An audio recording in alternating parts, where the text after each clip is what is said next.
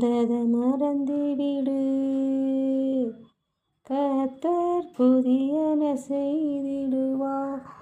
இன்றே நீ காண்பாய், இன்றே நீ காண்பாய்.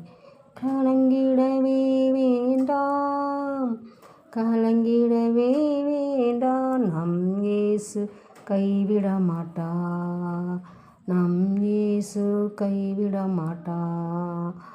உங்கள் துக்கம் சந்தோஷமாய் மாறும், உங்கள் கவலைகள் கண்ணீர் எல்லாம் மறந்துவிடும்.